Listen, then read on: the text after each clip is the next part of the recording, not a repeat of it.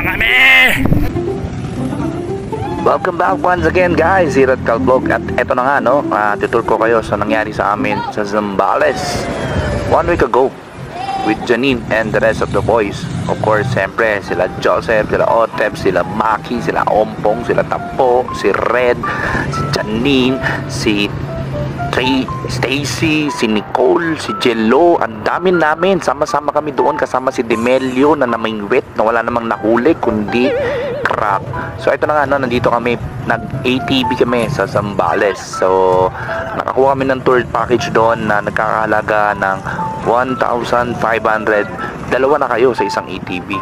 So dinala kami doon sa may Lahar. Yan yung papunta ng Lahar. Yan yung Lahar.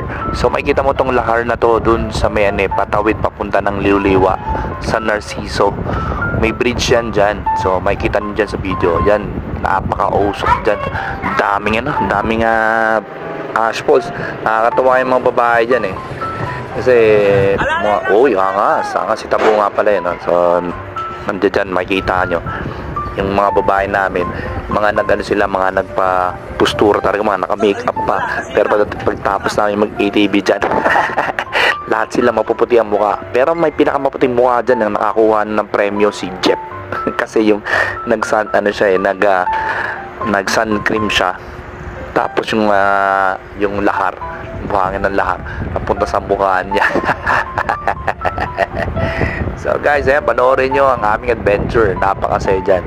Ano nga pala yan, halos 1 oras mahigit kami dyan, papunta at pabalik. So pag nagpunta kayo doon, magtanong lang kayo pag mag-ATV. Yan yung bridge na sinasabi ko. Si Nicole. Yan yung bridge na sinasabi ko. Madadaanan nyo yan dyan pagka papunta ng Liwa sa San Narciso. So tuwan-tuwa dyan si Otep tsaka si LA.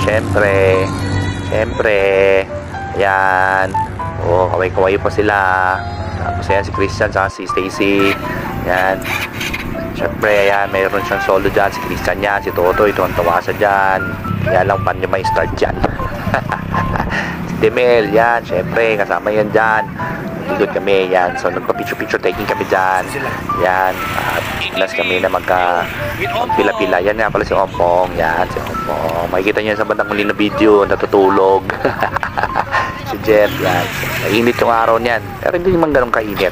Maganda yung panahon, hindi masyado mainit kasi malamig pa naman yung hangin eh. So pila-pila kami dyan. May picture kami dyan eh. Isang hilera kami. So umabot kami ng 10 ATV. Yung isang 18, dapat siyam lang kami 18, 19 pala kami. So yung isa, sinama lang namin yung tour guide namin, kasama